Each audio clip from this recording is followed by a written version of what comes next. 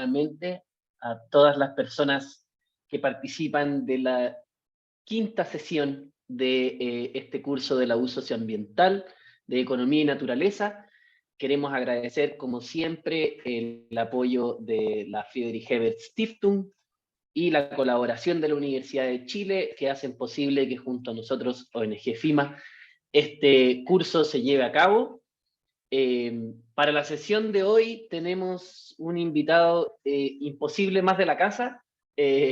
Viene a compartir con nosotros quien es director ejecutivo de ONG FIMA, así que aprovecha de hacerse un disclaimer de posible conflicto de interés u otros. Nos acompaña para esta edición Ezio Costa. Él es abogado de la Universidad de Chile, es magíster en regulación de la London School of Economics and Political Science y doctor en Derecho por la Universidad de Chile también.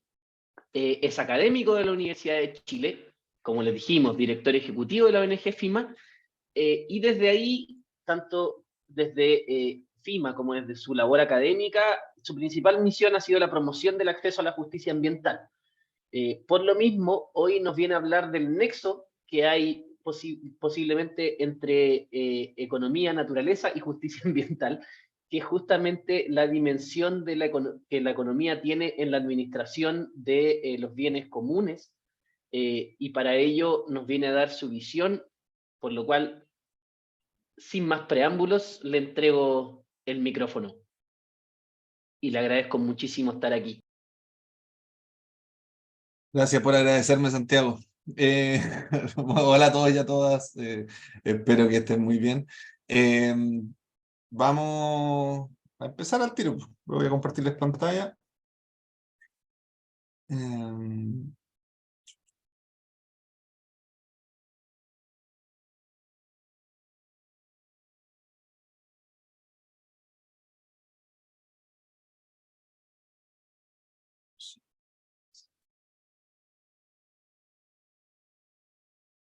Ahí sí. Bueno, algunas cositas previas. Y les agradezco muchísimo si se quedan con cámara. Los que puedan quedarse con cámara, me da lo mismo si están jugando PlayStation, cocinando o cualquier otra cosa, pero para no estar tan solo en este mundo virtual en el que vivimos. Eh, lo segundo es que en cualquier minuto que quieran preguntar cualquier cosa, pregunten nomás, pueden levantar la mano físicamente, porque igual estoy mirando a los que están con cámara al menos, o virtualmente, o abrir el micrófono y preguntar o comentar. Yo muy feliz de hacerlo. No hay preguntas que no estén conectadas, o sea, hagan la pregunta que quieran, yo sabré, y es parte de mi pega tener que saber cómo conectar esa pregunta con lo que estamos hablando. Si a ustedes se les formó esa pregunta en la cabeza mientras hablábamos, por algo será. Eso, gracias a quienes se pusieron cámara. Vamos a empezar entonces. Esta clase, claro, es una clase que está medio como en el lateral del curso, porque no está directamente relacionada con la disciplina económica, sino que está más bien relacionada con el derecho, pero está relacionada con el derecho desde la visión económica, y precisamente eso es lo que vamos a observar. Estas son las preguntas que me hicieron, ¿no? Cuando me dijeron, oiga, tiene que hacer una clase, por favor. Don Ezio, nadie me dice Don Ezio. Oye, Ezio, ¿tiene que hacer una clase? Ya, bueno. ¿Y de qué? ¿De algo que te vamos a mandar por correo? Ya, ahí está. Esas son las preguntas. Entonces, ¿cómo ha lidiado la economía tradicional con el estudio de la administración de bienes comunes? ¿Qué alternativas tenemos para una administración socialmente justa? ¿Y qué rol juegan los bienes comunes en una transición ecológica justa? Yo voy a abordar estas preguntas, pero las voy a abordar desde estos objetivos de la clase. Y esto es, además, el esquema de la clase. Vamos a comprender, o la idea es tratar de que comprendamos juntos la disputa conceptual que existe en torno a las lógicas económicas para regular el medio ambiente. Y esto es bien importante porque desde el principio de la discusión ambiental, desde que los primeros países dijeron, oye, hay que regular el medio ambiente, hagamos un tratado, hagamos algo, empezó de inmediato, por supuesto, una presión por que esa regulación o esa forma de entender nuestra relación con el medio ambiente fuera una forma que no alterara sustantivamente las lógicas de explotación económica que teníamos en el momento y que seguimos teniendo hasta el día de hoy. Y en ese devenir, entre el año 72 y ahora, han habido entonces como maneras en las cuales la economía neoclásica, que me imagino ya se habrá convertido como en el enemigo de este curso. Entonces, la economía neoclásica nos hace mirar al derecho en su relación con el medio ambiente. Y han habido, por supuesto, también, en paralelo, presiones por parte de los ambientalistas y los ecologistas intentando cambiar aquello. Y eso ha tenido sus idas y vueltas que vamos a ir explorando entonces en base a tres ideas fuerza. La idea de externalidades, que es la primera y más importante con la cual se regula o con la cual se crea el derecho ambiental. Luego la idea de desarrollo sostenible, una idea muy profundizada y que tiene muchas variables, y eso puede ser lo más interesante. Y en tercer lugar, la pregunta específica que me hacían, que es respecto de los bienes comunes y también de los bienes públicos, que es un concepto económico relacionado con los bienes comunes. Esa va a ser entonces la primera parte de la clase. Vamos a tratar de mirar cómo estas idas y venidas, disputas conceptuales entre el derecho ambiental y la economía. Y luego vamos a mirar o observar la incorporación de los límites como una posible siguiente ola del derecho ambiental. Y ahí les voy a explicar por qué es posible que esta sea la siguiente ola y a qué responde también en términos de esa disputa conceptual en el tiempo. Y por último, vamos a reflexionar en torno al concepto de transición ecológica o transición socioecológica justa. ¿Y qué significaría eso? Uno. Y dos, ¿por qué estamos hablando de eso ahora? A propósito de qué y cuáles son las que va a tener. Eso. Todo eso en las próximas horas y 50 minutos más o menos. Y bueno, como les decía, por favor, métanse cuando quieran a preguntar o comentar algo, yo feliz. Partamos entonces por una idea muy basal, ¿no? Nuestro sistema económico depende de la relación que tenemos con la naturaleza. Y el derecho es la interfaz, digamos, ¿no? Es el espacio en el cual se regula esa relación. Y entonces, mucho de nuestras posibilidades de aumento de la productividad o cambios en los modos de productividad, aumentos en el consumo, cambios en los modos de consumo, modificación de las industrias en las que se basa el crecimiento económico del país, el propio crecimiento económico y la idea de desarrollo, todo eso va a estar vinculado a nuestra relación con la naturaleza. En el mundo en general, y en Chile en particular, a propósito de algo que podemos llamar el capitalismo jerárquico. El capitalismo jerárquico es un concepto acuñado por un profesor estadounidense que se llama Bernd Schneider. Pueden buscar por ahí su libro que se llama Hierarchical Capitalism. Creo que todavía no está en español, lamentablemente, pero en ese libro él explica por qué el tipo de capitalismo que tenemos en América Latina, y pone mucho de ejemplo a Chile, porque somos el alumno más avanzado en la clase de capitalismo para latinoamericanos, cómo ese capitalismo difiere de otros capitalismos, por ejemplo, que tienen los asiáticos, o los europeos, o los mismos estadounidenses, y parte de esas diferencias tienen que ver precisamente con la matriz productiva. Nuestra matriz productiva es una matriz extractiva, ya lo sabemos, pero además es una matriz extractiva que no tiene mucho... que no tiene muchas ganas de cambiarse, ¿no? Que no apunta a una proliferación de industrias de mayor complejidad, sino que opera precisamente como una matriz extractiva que se apoya en el hecho de que son unas pocas familias, unos pocos grupos económicos, los que son dueños de todas las industrias extractivas, de la mayoría de las industrias extractivas, que esas industrias extractivas requieren de una mano de obra que no es muy calificada y que el Estado, teniendo un rol muy secundario, sobre todo el nuestro como un Estado subsidiario, hace poco por modificar la capacidad de la población en términos laborales o la complejidad de las industrias en términos de productividad. Por supuesto, esto lo pueden ver en un millón de cosas distintas, pero pensemos así muy sencillamente en la cantidad de institutos profesionales generados en pequeñas ciudades de Chile con el solo efecto de formar trabajadores y trabajadoras para trabajar en ciertas industrias extractivas que son importantes en ese lugar. Y entonces tenemos por ahí un instituto profesional en Los Ángeles, por poner una ciudad, y seguramente las carreras que tienen más, que se potencian más ahí, son las que tienen que ver con la extracción agrícola y con las forestales, ¿no? Y son auspiciadas por por las mismas empresas, son son creados todos los sistemas de reproducción de la riqueza por las mismas empresas, grandes empresas de capitales chilenos, que a la vez son controladoras de estos espacios, incluso de forma territorial en algunos casos.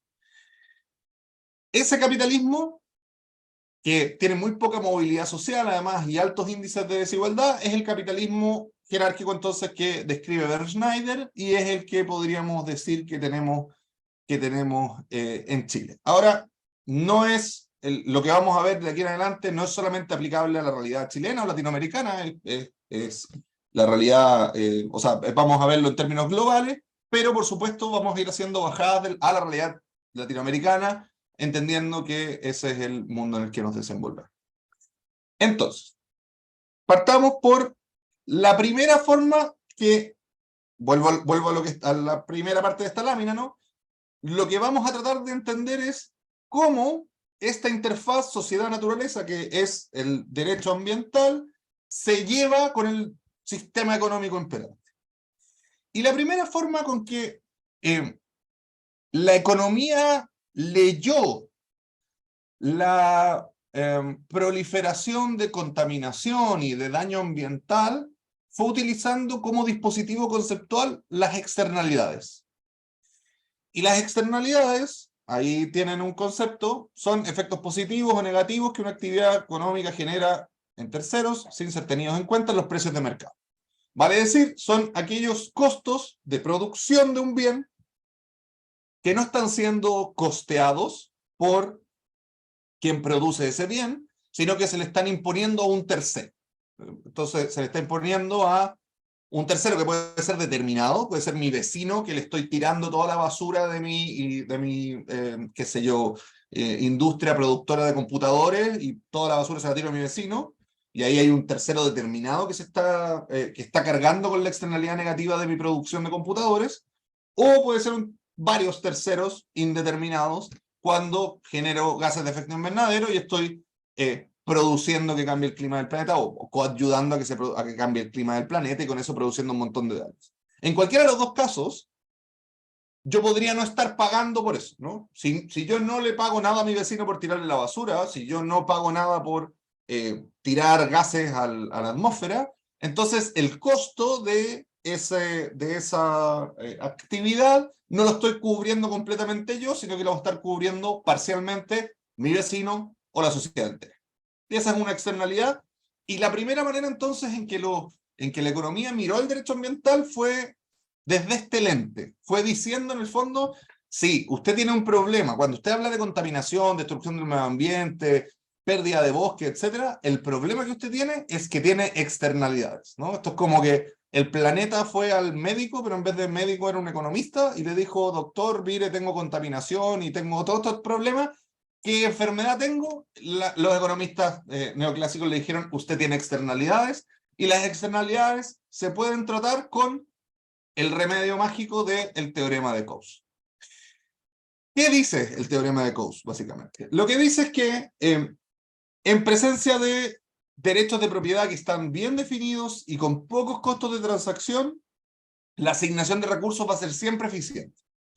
Y por lo tanto que en la medida en que yo pueda determinar específicamente quién tiene qué, el Estado no va a tener que inmiscuirse porque en el lenguaje de ellos, ¿no? Inmiscuirse en esa relación para efectos de resolverla, ¿no? Sino que van a ser las propias personas las que pueden resolver fácilmente esos problemas.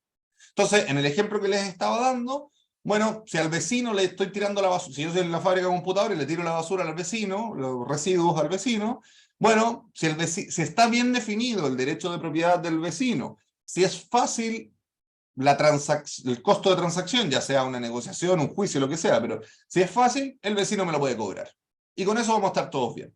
Por tanto, desde la lógica del teorema de Coase, bueno, ¿sabe qué? No es necesario hacer una intervención estatal para efectos de resolver los problemas de contaminación, sino que tiene que delimitar mejor los derechos de propiedad, delimitar mejor las transacciones, cómo se pueden dar, y dejar libremente a los actores a que resuelvan estas externalidades.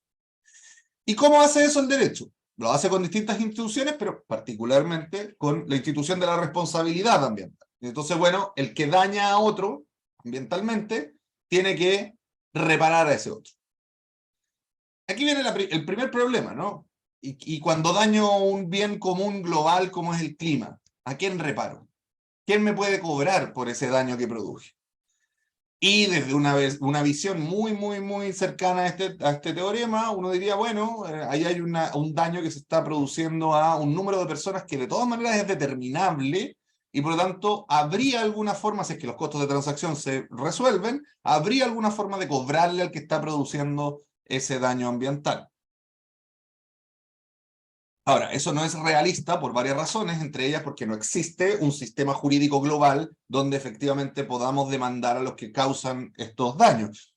Y además, mirado desde la realidad efectiva, hay un montón de demandas en contra de los principales productores de cambio climático, pero esas demandas en general no han sido ganadas, ¿no? Sino que se han defendido los productores de cambio climático, principalmente empresas de combustibles fósiles, en base a la dificultad de probar la causalidad entre el daño ambiental del clima y sus actividades. Eso está por verse si en algún minuto se ganan esos juicios de todas formas, pero por lo pronto, con este teorema al menos, no pareciera resolverse el asunto ambiental cuando lo vemos como una cuestión colectiva. Por supuesto van a haber visiones que van a decir lo colectivo no existe, ¿no? Y todo es privado y por lo tanto no habría que preocuparse de esto que es colectivo. Pero en cuestiones ambientales al menos es difícil no, no darse cuenta de que la realidad es que existen estos bienes colectivos y que están siendo dañados por personas más o menos determinadas. ¿Cómo resolvió eso el derecho? Lo resolvió en parte con el derecho chileno, por ejemplo, con una acción de reparación ambiental específica. Y entonces, bueno, sí, es verdad. Usted no puede, no tiene a quién indemnizar cuando genera un daño al medio ambiente. Bueno, entonces lo podríamos obligar a reparar el medio ambiente. Y esa es la forma que vamos a resolver este problema. Se queda corta, sin embargo, en un montón de cosas, principalmente por cuestiones de realidad material, de cómo se ejerce esa acción, quién la ejerce, la dificultad de pruebas, etc. Pero el derecho internacional tenía además otra respuesta para el problema de las externalidades, ¿no? Dijo, ¿saben qué? El teorema Coase, muy bonito, pero no va a ser suficiente. Como aquí hay una falla de mercado, y miremos esto desde los lentes de la economía neoclásica, y por lo tanto miremoslo como una falla de mercado, si lo que hay es una falla de mercado, podemos resolverlo con regulación también. Y esa regulación la vamos a crear desde un principio que se llama el principio contaminador-pagador, o también conocido como el que contamina paga.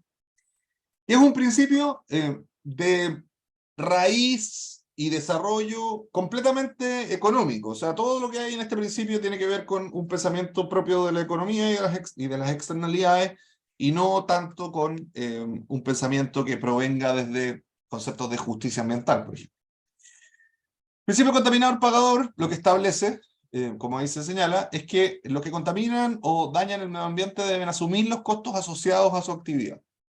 Y ojo, esto no significa que el que daña tiene que pagar por haber dañado, o el que contamina tiene que pagar por haber contaminado. Como no, esto no significa que los estados vayan a vender permisos para contaminar, sino que lo que significa es que tiene que internalizar la externalidad negativa que está produciendo. Internalizar una externalidad negativa puede tener muchas formas distintas. ¿Cuáles, por ejemplo? Aquí se vuelve interactiva la clase, no voy a hablar yo todo el rato. ¿Qué forma podemos internalizar los costos externos Pero de una... ahí Francisca está tirando una buena ayuda hablando de la ley REP en el chat. Ah, no veo el chat. A ver, cuénteme. No sé si quiere Hola. ahondar. Hola, Sí, Francisca. no, al tiro se me vino a la cabeza la ley RED que se está aplicando ahora y es que la plantean justamente desde ese lugar, pues, que las empresas se hagan cargo de los residuos que ellos mismos generan, etcétera, Exacto. etcétera. Gracias, Francisco. Claro, esa, por ejemplo, es una forma en la cual se desarrolla este principio de contaminador-pagador. Entonces, bueno, usted es una empresa que genera plástico y inyecta plástico al mercado, bueno, hágase cargo después de ese plástico sacándolo del mercado. Y entonces, la externalidad negativa que produciría ese plástico la absorbe la empresa pagando, no pagando necesariamente por el daño producido por el plástico, sino que pagando por un sistema de recolección y tratamiento de ese plástico que lo haga reutilizable, lo recicle, y que no solo el plástico, otros elementos también, que los recicle o los reutilice. Ese es un modo. Otro modo típico, que sí es de pago, son los impuestos verdes. Los impuestos verdes tienen esta misma idea, ¿no? Si yo genero una cantidad de CO2, debería, y por lo tanto estoy dañando el clima, debería pagar por esa cantidad de CO2 al Estado para que el Estado tome medidas de mitigación y adaptación al cambio climático, básicamente. Ahora, el caso de la emisión de CO2, por ejemplo, es un buen caso para darse cuenta de que la externalidad negativa no tiene solamente un problema en relación a los terceros que son dañados por esa externalidad, sino que tiene un segundo problema, que es un problema de competencia. La persona que está generando externalidades negativas tiene un costo de producción que es menor a propósito de que no está pagando todo el costo de producción. Y entonces, alternativas más eficientes, que produzcan menos externalidades, a veces van a ser más caras, producto de que sí están pagando sus externalidades. Luego, puede que me salga mucho más barato generar energía con una termoeléctrica que generarla con paneles solares, pero parte del hecho de que sea más barata es porque una parte importante del costo de generar energía con termoeléctrica se lo está llevando los vecinos de la termoeléctrica, que se enferman, se mueren, se contamina su mar, se contamina su aire, etc. Y ese costo lo están pagando ellos, no lo está pagando la termoeléctrica. Y entonces se vuelve competitivamente mejor, ¿no? Y ahí hay una segunda línea por la cual esta idea de internalización de las externalidades negativas se ha popularizado, bueno, a partir de este principio, pero se ha profundizado también en los sistemas jurídicos nacionales. Una última cosa que les quiero decir sobre este punto es que el sistema de evaluación de impacto ambiental en Chile y en cualquier parte del mundo, considera este principio como uno de sus principios matrices. Y la idea aquí es que en la evaluación ambiental, el que toma la decisión de aprobar un proyecto puede ponerle condiciones de aprobación a ese proyecto, que se llaman en el derecho chileno medidas de mitigación, compensación y reparación. En otros lugares se llaman similar, son siempre medidas que impone la autoridad para efectos de internalizar los costos externos de esta producción. Y esas medidas de mitigación, compensación y reparación a veces son cosas muy directamente relacionadas con la externalidad. Entonces va a ser, por ejemplo, si mi externalidad es que produzco residuos líquidos industriales que son contaminantes, bueno, la autoridad me puede obligar a poner una planta de tratamiento para esos residuos líquidos. Y al poner la planta de tratamiento, claro, yo tengo un costo mayor, pero con ese costo mayor estoy evitando el costo social de los residuos líquidos en el río, el lago, donde sea. O pueden ser a veces medidas más propiamente compensatorias, ¿no? Como por ejemplo puede ser construir un hospital en un lugar si es que a propósito de mi acción voy a aumentar el riesgo de que ciertas enfermedades se produzcan. Teóricamente, y aquí es donde esto se los cuento para mostrarles nomás una falla bien obvia del sistema, teóricamente esas medidas deberían internalizar efectivamente el costo, ¿no? Entonces, eso requeriría de un análisis económico, saber cuánto costo se lo estoy pasando a los terceros y entonces cuánto costo tengo que internalizar. Pero eso en Chile al menos no se hace, sino que más bien es un análisis discrecional, digámoslo, para que suene bien. Un análisis discrecional que hace la autoridad para decir, bueno, voy a poner esta medida o esta otra medida según la externalidad que se esté produciendo. Ya, entonces, primera manera de abordar la problemática ambiental desde la economía con el lente de la externalidad. Una segunda manera de abordar la problemática ambiental. Chuta, aquí se me desordenó esto. Dame un segundo. Acá está. Fue con la idea de los bienes públicos. Cuando, superado, digamos, la lógica de que podíamos resolver problemas ambientales a través del teorema de Coase, entonces lo que la economía neoclásica dice es, sí, bueno, es verdad que existen estos bienes colectivos, y estos bienes colectivos son bienes públicos, efectivamente, que tienen también la característica de ser fallas de mercado. Entonces, ¿cuál es la falla de mercado en este caso? La falla de mercado es que existen ciertos bienes, como por ejemplo el aire que respiramos, que puede existir un problema de provisión eficiente de él, puesto que no se puede cobrar por su uso, y por lo tanto hay un incentivo muy limitado a la producción privada de ese bien. Y esto pasa con muchos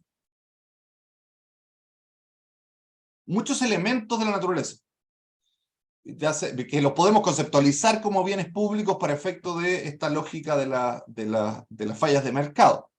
Pero, por ejemplo, la biodiversidad es un bien público. Ya les dije, el aire, ¿no? La calidad de ciertos elementos del medio ambiente son bienes públicos. Nadie los va a proveer por sí mismo, sino que requieren, si es que queremos que esos bienes estén efectivamente en una cantidad suficiente, requieren de que el Estado o alguna otra entidad colectiva produzcan esos bienes o protejan esos bienes cuando son bienes naturales. En cualquier caso, desde los mercados esos bienes no se van a producir en cantidad suficiente. El típico ejemplo que usan los economistas es el ejemplo de la defensa nacional para explicar cuáles son las características de estos bienes. Que son bienes que no son rivales y que no son excluibles. Eso significa, como ahí dice, que cuando yo consumo ese bien, no estoy afectando la posibilidad de consumo de otra persona, y además que no puedo excluir a nadie del consumo. Entonces, en el caso de la defensa nacional, si consideramos que, no sé, nuestro país está en riesgo de ser invadido por un país vecino, bueno, tenemos un ejército para eso, y ese ejército nos va a defender a todos los que estemos dentro del país, independiente de cuántos seamos, si somos 3 millones, 4 millones, da lo mismo, no, y el hecho de que haya uno más no le quita la defensa a nadie, y además muy difícilmente vamos a poder cobrarle a cada uno por la defensa que hacen las Fuerzas Armadas de los límites del país, ¿no?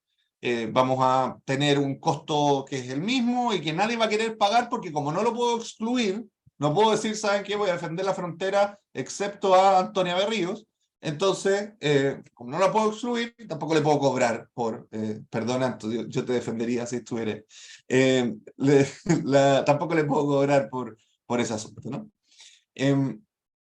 Ya, pasa eso entonces con cosas como, aquí salen, la defensa nacional, lo que le acabo de explicar, pero salen también los parques, es un ejemplo, los parques urbanos, pero también son un ejemplo los parques nacionales, la biodiversidad, el ciclo del agua, el ciclo de los nutrientes, hay un montón de cosas que no van a ser proveídas por privados, no hay incentivos para que sean proveídas por privados, no quiere decir que no haya ningún privado que por liberalidad lo provea y no sé, se haga su propio parque y lo abra al público. Por supuesto existen esas personas como, no sé, Tompkins, pero son una en un sextillón de personas, y entonces para poder efectivamente proveer de estos bienes requerimos de una acción pública.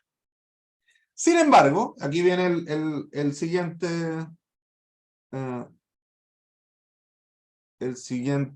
asunto, ¿no? Sin embargo, esos bienes públicos son a la vez, generalmente, bienes comunes o bienes de utilización común. Y a la economía no le gustan mucho las cosas que son comunes, ¿no? No le gustan mucho las cosas que son comunes y entre otros modos de justificar este disgusto por lo común, han utilizado la idea y la lógica de la tragedia de los bienes comunes. La tragedia de los bienes comunes, quizás algunos de ustedes conocen el paper y la historia de esta tragedia. Estoy seguro que todos han escuchado la línea de sentido común que tiene esta tragedia, ¿no? A todos alguna vez nos han dicho en la mesa familiar que las cosas que son de todos no son de nadie, y cuando las cosas no tienen un dueño se destruyen, y que los dueños son los únicos que saben cuidar las cosas. Incluso hay un dicho que al ojo del dueño engorda el ganado o algo así, al ojo del amo engorda el ganado. ¿Sí? Alguien que sea del campo que me confirme que existe ese dicho. Pero, ok. Esa idea común, que cualquier tío puede contarles en un asado, viene de acá. Viene de la tragedia de los bienes comunes. ¿Y qué es la tragedia de los bienes comunes? La tragedia de los bienes comunes es un paper, es un artículo que escribió un biólogo estadounidense, si no me equivoco, que se llama Garrett Hardin. Garrett Hardin estaba preocupado por la sobrepoblación. Estaba preocupado por la sobrepoblación y se puso a pensar, bueno, ¿cómo lo hacemos con la sobrepoblación? Y se dio cuenta que una de las cuestiones que podría afectarlas eran los bienes comunes, también en esta lógica de explotación, ¿no? Pero se dio cuenta que era una de las cosas que podía afectarlo, tomando como base explícitamente la idea de racionalidad económica de la economía neoclásica. Dijo, bueno, si es verdad que todas las personas somos económicamente racionales, spoiler, no es verdad, pero ya, si fuera verdad, tendríamos que mirar qué pasa con estos bienes comunes. ¿Y qué es lo que pasaría? Si tenemos un campo, como ahí sale, un pastizal, donde tenemos 3 personas y cada una tiene una oveja, y las ovejas pastan en ese cuadrado flotando en el universo. Pastan ahí, son felices, comen las 3, queda pasto de sobra, perfecto. Y él dijo, bueno, si eso es así, ¿qué debería ser un sujeto económicamente racional? Como el sujeto económicamente racional está tratando de maximizar sus utilidades permanentemente y toma decisiones para ello, y busca alternativas de maximización de utilidades, como en este campo flotante en el universo sobra pasto, bueno, un sujeto económicamente racional debería ocupar ese pasto. ¿Y cómo? ¿Qué mejor manera que poniendo una segunda oveja?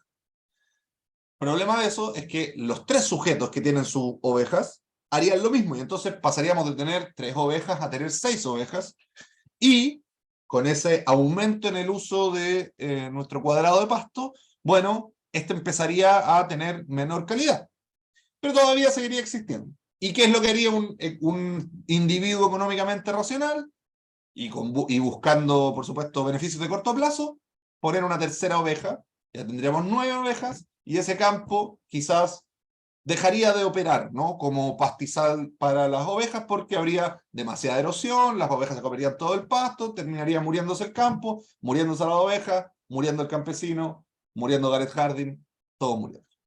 Y entonces, Hardin dice, oye, o sea que este es un problema que tenemos y tenemos que resolverlo, y yo creo, como en 1968, un año muy importante para los estudiantes franceses y también para los Beatles, que estaban escribiendo un disco muy bueno. En ese año, estábamos también en la Guerra Fría, y por lo tanto Garrett Hardin, hijo de su época, dice, esta cuestión tiene 2 soluciones. Solución 1, pongamos una autoridad central que regule el uso del pasto y nos diga, bueno, ¿saben qué? Cada uno puede poner máximo 2 ovejas, y el que pone 3 ovejas lo vamos a castigar, y qué sé yo, y revise la calidad del pasto y de todo. Que podríamos decir que es la solución del muro para allá, ¿no? Y del muro para acá, la solución es, dividamos la cuestión, cada uno tenga su pedazo, y cada uno sabrá lo que hace con su pasto. Pero por lo menos no va a estar dañando a terceros, ¿no? Si sus ovejas se terminan por comer todo el pasto, bueno, problema de él, y además es probable que teniendo propiedad sobre ese pasto tenga un incentivo a no hacerse esa sobreexplotación, entonces pongámoslo así. Harding jamás dijo, esto hay que dividirlo en propiedad porque si no todos vamos a morir, sino que dijo, están estas dos alternativas, ustedes vean qué quieren hacer, yo simplemente pensé estas dos alternativas, tomando como base además la racionalidad económica. Y de hecho Harding, que no sé por qué no salió, les había puesto una cita que siempre pongo de Harding, pero, y por lo tanto me la sé. Harding también decía en su artículo que el tipo de problemas que él buscaba solucionar era un tipo de problemas que no eran técnicos, sino políticos. Porque cuando existían problemas grandes como la sobrepoblación, la dificultad para solucionarlos no radicaba en saber técnicamente cómo solucionarlos, sino que radicaba en la posibilidad de que las personas renuncien a parte de sus beneficios, aparte de sus privilegios, perdón, renuncien a parte de sus privilegios para poder efectivamente resolver el problema.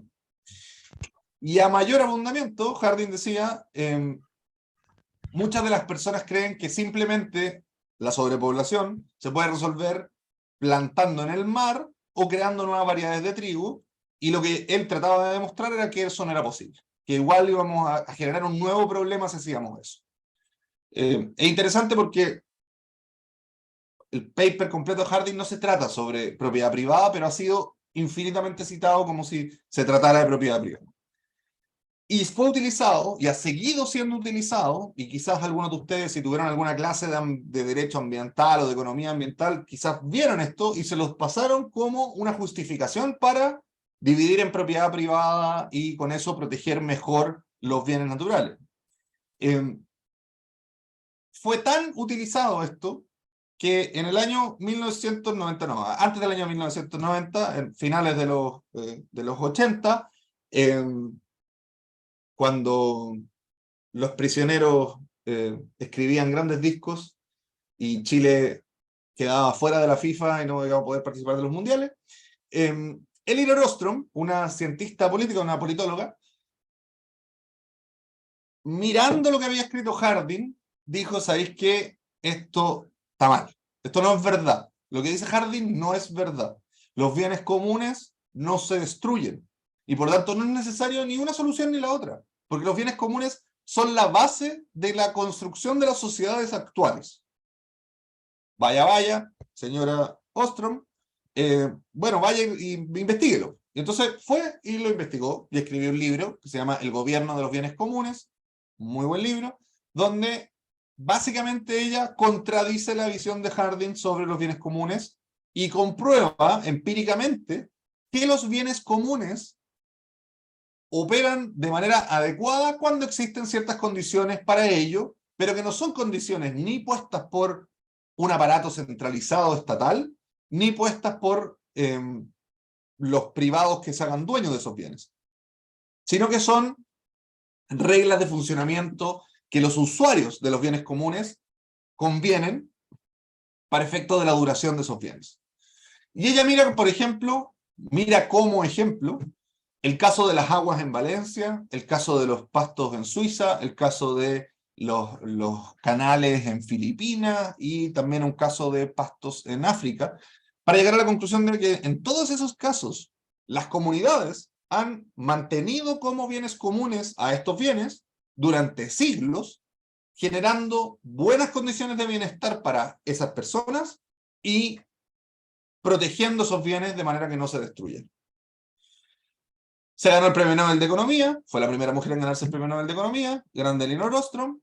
No por eso la están escuchando, digamos, las políticas públicas en el mundo, pero bueno, por lo menos tiene un punto muy a su favor que ha ido, de alguna manera, metiéndose en la política pública.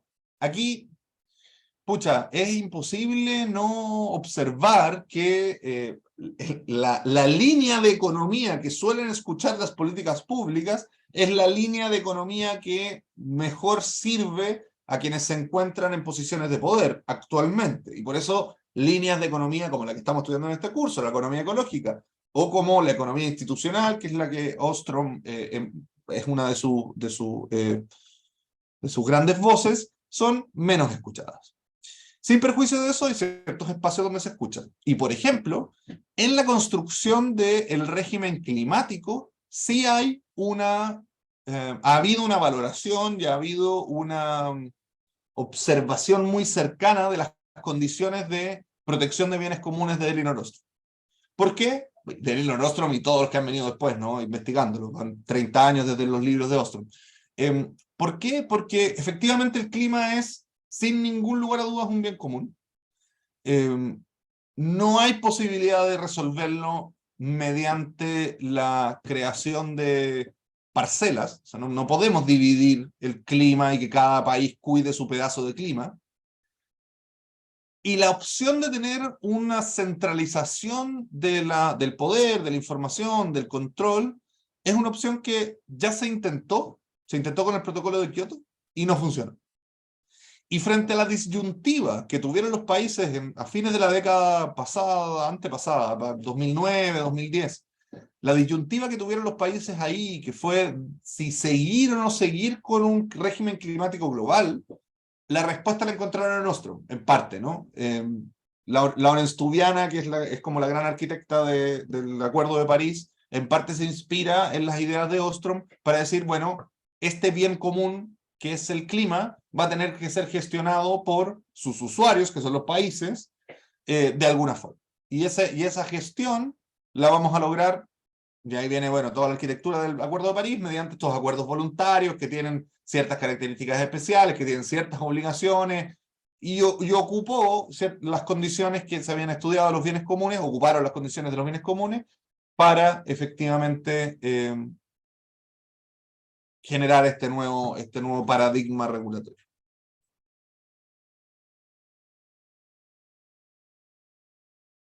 Ahora bien, los bienes comunes, y por eso es que esta disputa ha sido tan encarnizada, vamos a ver en las siguientes 3 láminas, los bienes comunes tienen un concepto jurídico político que se enfrenta muy, muy claramente a la visión actual tanto de la economía como de buena parte del derecho. Y aquí les hago no creo que sea un disclosure, pero les cuento una anécdota. Durante la convención constitucional, el tema lejos que más costó que quedara en el texto, que finalmente fue rechazado igual, pero bueno, ¿qué le vamos a hacer? El tema ambiental que más costó que quedara fue los bienes comunes naturales. ¿Por qué? Porque mientras a buena parte de los convencionales, independientes, más cercanos al ecologismo, les hacía sentido la idea de que habían bienes comunes naturales, y probablemente muchos de ellos han leído estos autores y han pensado en esta idea, a los convencionales de derecha, por supuesto, no les hacía sentido porque prefieren la solución privada, ¿no? Propiedad privada, y a los de izquierda más tradicional tampoco les hacía sentido porque prefieren la solución pública. Entonces prefieren que estos bienes sean bienes nacionales de uso público, sean bienes públicos, que sea el Estado el que resuelva respecto de ellos. Es bien ilustrativo, esta dificultad de la idea de bienes comunes es bien ilustrativa de la diferencia política, de visión del mundo, valórica, que existe entre buena parte del ambientalismo, ecologismo, de la propia economía ecológica, del derecho ambiental incluso, respecto de lo que tradicionalmente llamamos como sectores de derecha o izquierda, ¿no? Más cercanos a lo privado, más cercanos a lo público, y acá hay una visión que es más cercano a lo colectivo, pero no necesariamente público, y ahí es donde se producen ciertas fricciones en esa visión del mundo, y después también en cómo eso se baja a la economía. Bueno, por eso tenemos aquí, por ejemplo, les voy a mostrar ahora cómo algunos autores han definido esta idea de bienes comunes. Boiler, por ejemplo, dice, esta es una nueva forma cultural, y es un discurso que es creador, que es caracterizador y que es reivindicador. ¿Por qué creador, caracterizador y reivindicador? Creador porque está, creador y caracterizador porque está poniendo en un sistema una idea nueva, aunque la idea no sea nada de nueva, pero una idea que no está incorporada en nuestras estructuras ni jurídicas ni económicas actualmente. Y reivindicador, porque reivindica una idea que viene desde hace mucho tiempo, que es precisamente esta idea de los bienes comunes, que es una idea que tuvo mucha profundidad hasta el siglo XVIII, más o menos, en el mundo occidental.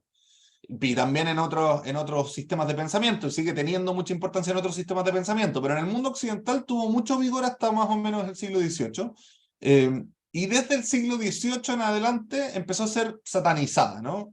Y empezó a ser satanizada con la idea de que lo común es como salvaje, y en ese escape de lo salvaje que nos propuso la modernidad, bueno, también fuimos escapando de la idea de bienes comunes. En efecto, hay autores del derecho, Jeremy Bentham, por ejemplo, que hablan expresamente de que las comunidades son indeseables, no en el sentido de que las personas sean indeseables, sino que en el sentido de que los bienes que son comunitarios son indeseables porque impiden el desarrollo más individual, que es parte de lo que estaban pensando aquellos autores que son muy básicos para efectos de entender en la cultura occidental actual. El derecho fue perdiendo entonces esta idea de bienes comunes, se empezaron a entregar a los estados principalmente, y desde el punto de vista económico, además, no rendían mucho, y después tuvieron los problemas que hemos visto ahora. Mattei, en este mismo sentido, Mattei es uno de los grandes autores o el más conocido, que escribió sobre bienes comunes. Tiene un libro que se llama Bienes Comunes, un manifiesto. Tiene partes muy interesantes ese libro, otras un poquito más políticas, pero algunas bien interesantes. Hace toda una revisión histórica de los bienes comunes. Y él dice, la idea de bienes comunes proviene de una visión que es ecológica y no económica. Vale decir que los bienes comunes, entendidos como bienes comunes,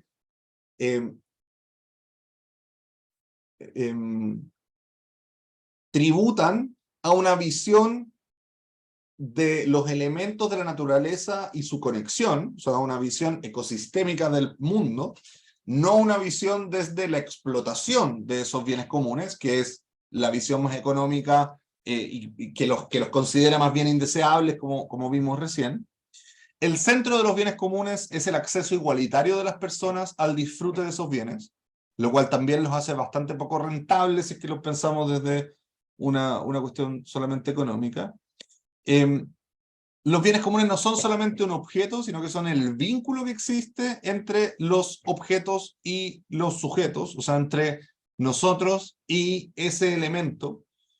Cuando hablamos de el río como un bien común, como lo miran los valencianos, por ejemplo, para la gente en Valencia, el agua es un bien común, en el sentido no solamente de que ese río sea de todos, sino que por ser un bien común, la gestión es comunitaria.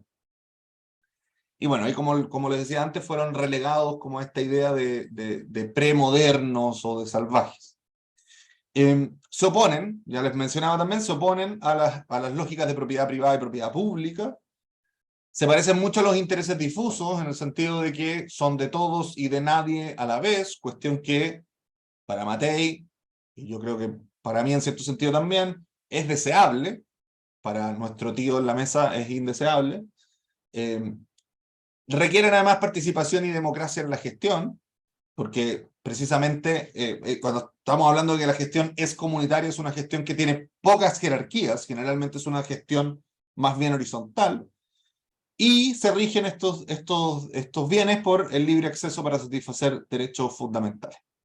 Les voy a poner un ejemplo de una pelea histórica respecto de los bienes comunes, y después vamos a pasar al siguiente concepto disputable, que es el desarrollo sostenible.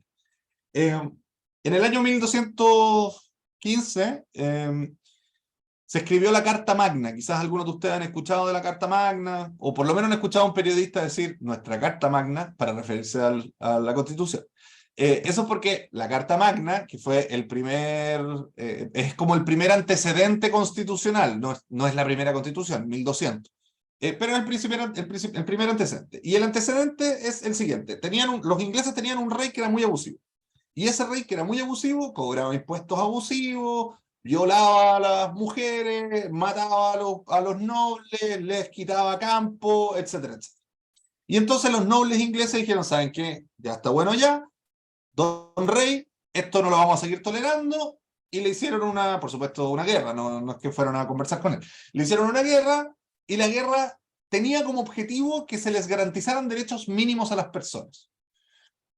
Y lograron ese objetivo después de varias idas y venidas de la guerra, intervención del Papa y qué sé yo, pero lo lograron y se firma la Carta Magna. Y en la Carta Magna el rey se compromete con los nobles ingleses de que no les va a cobrar impuestos excesivos, no les va a quitar sus bienes, no los va a violar, no, etcétera, etcétera, ¿no? Como cuestiones muy básicas que son vistas como la primera vez que el pueblo, a pesar de que eran los nobles, pero bueno, el pueblo le puso como un coto al poder público representado en ese tiempo por el rey. Por eso es que se dice que es como el primer antecedente constitucional. Lo que no se cuenta de esa historia, que es lo que a mí me interesa más, es que junto con la Carta Magna, créanlo ustedes o no, se firmó otra carta que se llama la Carta de los Bosques, o la The Chart of Forest, o la Carta Floresta. Si la quieren buscar después con esos tres nombres, la pueden encontrar. Y la Carta de los Bosques tenía la misma función que la otra, pero no era para proteger a los nobles en sus bienes y en sus cuerpos, ¿no? Sino que era para proteger los bienes comunes. Esto es súper interesante porque, por lo menos yo que estudié Derecho, me enseñaron varias veces sobre la Carta Magna, siempre era una manera de decir, los primeros derechos, los más importantes, son a la propiedad, a que no me cobren impuestos y a no sé qué cosa. Y bueno, y a la vida y a la integridad física, obvio. Pero no cosas colectivas, ¿no? No cosas individuales. Pero resulta que al mismo tiempo firmaron esta carta, y lo que dice la Carta de los Bosques es que el rey le asegura a los súbditos del reino la posibilidad de acceder a los bosques para satisfacer sus necesidades básicas y por lo tanto la posibilidad de seguir usando los bosques como bienes comunes. Porque lo que había sucedido, junto con que el rey cobraba, mataba, violaba y etcétera, era que también había empezado a cercar los bosques. Bosques que eran comunales, que eran de los pueblos de Inglaterra, donde toda la gente iba y sacaba su hierba, sacaba agua, recogía leña, cazaba jabalíes, se encontraba con los romanos, bueno, etcétera, hacían las cosas que tenían que hacer. En esos bosques el rey empezó a cerrarlos y a decir, esto es un bosque del rey, y aquí solamente el rey puede cazar, sacar hierbas, etcétera. Entonces la gente empezó, obviamente, a no tener un lugar donde satisfacer sus necesidades, y lo que los nobles ingleses en esa pelea con el rey lograron fue cortar ese avance del rey y que el rey reconociera que los bosques de Inglaterra eran bienes comunes y que por lo tanto todas las personas podían hacer esta serie de acciones. De hecho, están descritas en la Carta de los Bosques. Es bien detallada. Dice como, bueno, se podrá ir y sacar agua, se podrá recoger hierba, se podrá recoger leña, etcétera, etcétera, etcétera. Terminamos con los bienes comunes entonces con esa historia. Y vamos a una tercera área de roce, discusión, que es la idea del desarrollo sostenible. Una tercera manera en que la economía, con sus lentes, ha mirado a el problema ambiental, por así decirlo. Y aquí necesito, antes de empezar con el concepto propiamente tal, necesito que nos remontemos en el tiempo. En 1972, cuando fue la Declaración de Estocolmo, que es el primer tratado internacional relacionado con medio ambiente, no es un tratado, una declaración, pero bueno, la primera declaración ambiental, vino precedida de, por supuesto, mucha discusión en los países y de informes respecto de desarrollo sostenible. Que en este minuto se me olvidó el nombre de ese informe en particular. Pero bueno, hay un informe previo al 72 que hizo... No, ese es del 86. No, el del 72. Si me vas a ayudar, tenés que hacerlo bien, pues Santiago Correa. Al menos me equivoqué con alguien en el chat ahí. No, si te equivocaste bien. Ese es el segundo informe de desarrollo sostenible. El primero, bueno, si lo pilláis por ahí, bacán. Es como un nombre de un pueblo en Francia. Ya, viene precedido de ese informe y después, en el año 86, como decía Santiago, tenemos el informe Brundtland, también sobre desarrollo sostenible. Ambos informes, si uno los mira, ambos informes se refieren a la sustentabilidad en términos de la mantención de ecosistemas y de naturaleza en general para las generaciones futuras. O sea, la idea es, mire, los estados son soberanos de los recursos naturales que están en su territorio y pueden ser explotados, por lo tanto, y deben ser explotados para generar bienestar para la población. Pero deben explotarse hasta un límite.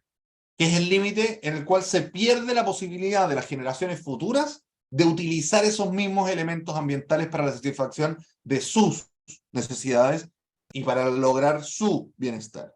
Ese es como el concepto que yo diría está más claro en ambos informes. Pero ese concepto no era muy conveniente, creo yo. Y entonces, como una manera de explicarlo más simplemente, pero yo diría como una clara moderación del concepto, surge el que todos seguramente conocemos, que es esta idea del desarrollo sostenible como 3 pilares. El pilar del desarrollo económico, el pilar del desarrollo social y el pilar de la protección ambiental o el pilar ecológico, en el dibujo que tienen ahí. La idea de los 3 pilares tiene ciertas dificultades, principalmente una dificultad interpretativa que tiene que ver con hasta dónde es tolerable la destrucción del medio ambiente para efectos de la generación de mayor desarrollo económico. Cuando lo miramos como yo creo que lo miraba Brundtland y como creo yo que hay toda una línea de discusión sobre eso, algunos le llaman también como sostenibilidad fuerte. Bueno, como lo miraba la sostenibilidad fuerte, o lo mira, ese desarrollo económico tiene que tener, o sea, no ese desarrollo económico, esa explotación económica de un elemento, de un recurso natural, tiene que tener un tope, que es el tope en el cual esa explotación se vuelve insustentable. Pero mirado como lo miran los 3 pilares, el tope no es tal, sino que el balance es más genérico, ¿no? Es como, sí, bueno, mira, es verdad que esta minera está destruyendo el valle, pero está trayendo beneficios en términos económicos y por lo tanto esta minera está dentro del concepto de desarrollo sostenible. Hay fallos de las cortes chilenas que dicen eso, no lo estoy inventando. Y entonces, bueno, si puede ser cualquier tipo de intervención parte de uno de los 3 pilares, ¿eso la vuelve sostenible a esa intervención? Yo diría que no, desde el principio, ¿no? Pero por alguna razón la interpretación ha dicho que sí. Y entonces, por ponerlo en un ejemplo muy, muy actual,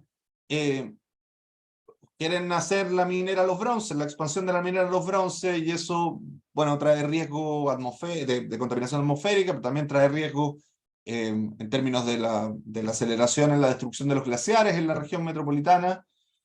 Y pucha, no parece muy razonable. Ayer salió un balance de la cuenca del Maipo. La cuenca del Maipo se está extrayendo casi el doble de lo que se recarga en la cuenca cada año. O sea, hay un panorama muy desolador por delante en términos de agua en la región metropolitana y sin embargo vamos a dañar una de las pocas fuentes que tenemos para por lo menos sobrellevar esa crisis. No parece tan razonable desde el punto de vista de si es o no es desarrollo sostenible.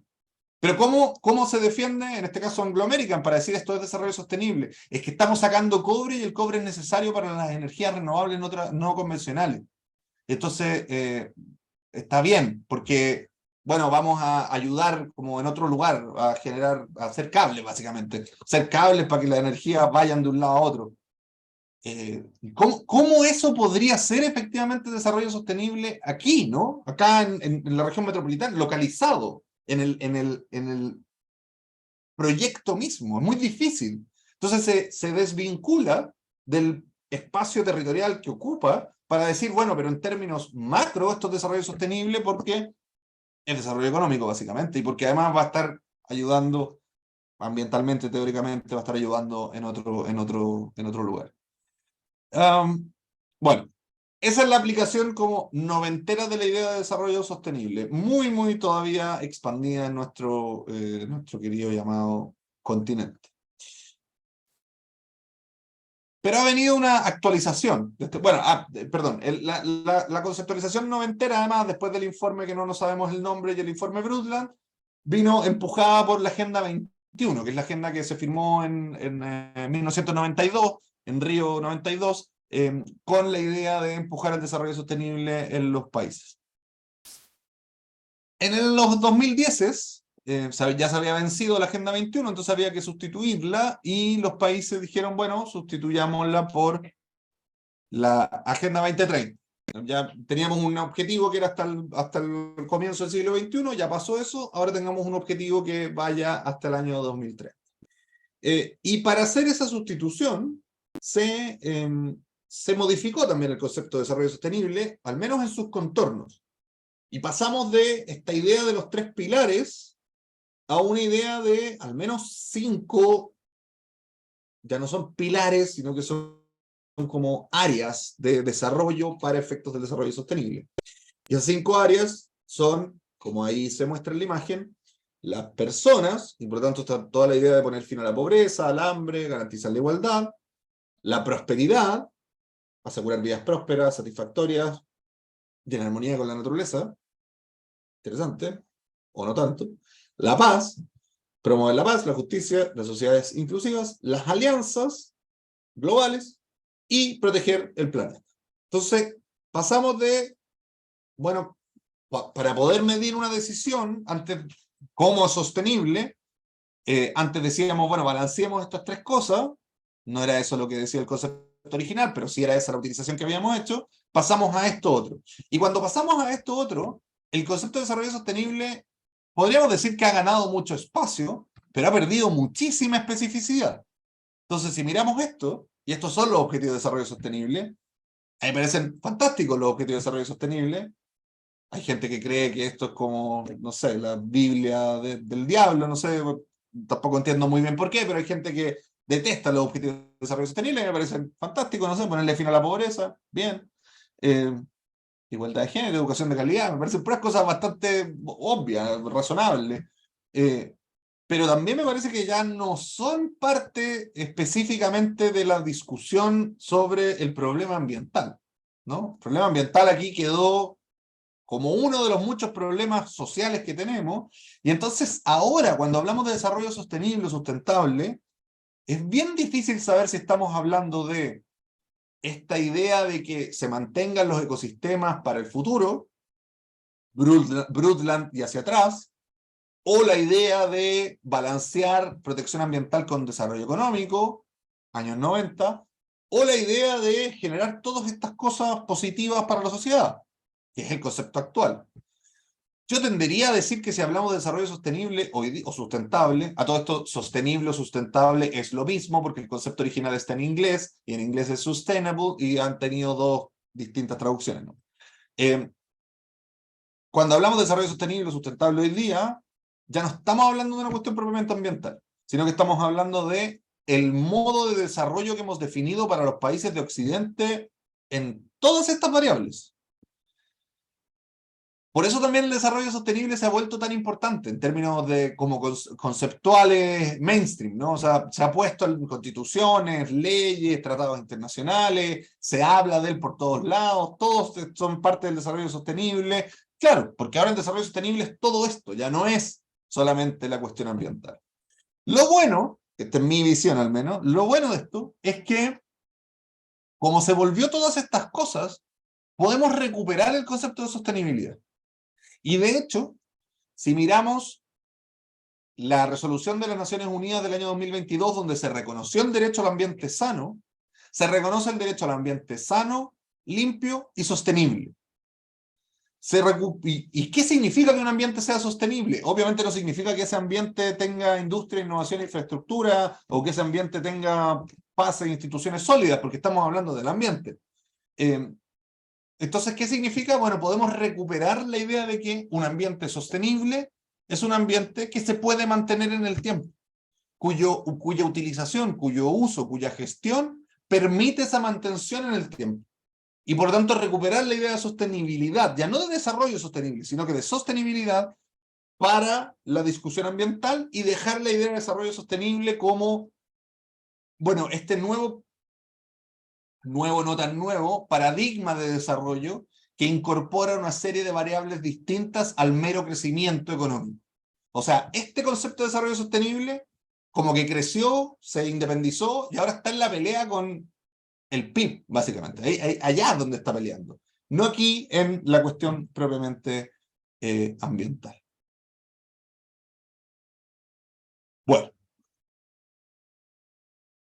Concluimos entonces con eso las primeras tres cosas que les mostré entre los objetivos de la clase, que eran aquellas que, acá están, que dicen relación con la disputa conceptual de las lógicas económicas para regular. Entonces, concluimos con las externalidades, el desarrollo sostenible y los bienes públicos y bienes comunes.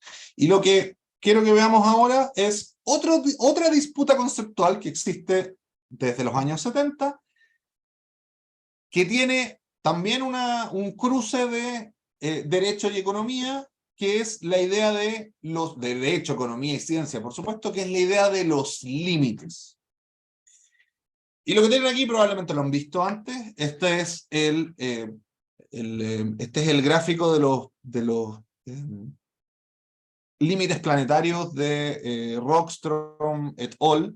Del Instituto de Estocolmo, donde dan cuenta, a su manera, de los 9 grandes límites planetarios que tendríamos en la Tierra, y dan cuenta también de cuánto hemos afectado cada uno de estos límites, qué tan cerca estamos de destruir estos límites, de sobrepasar estos límites.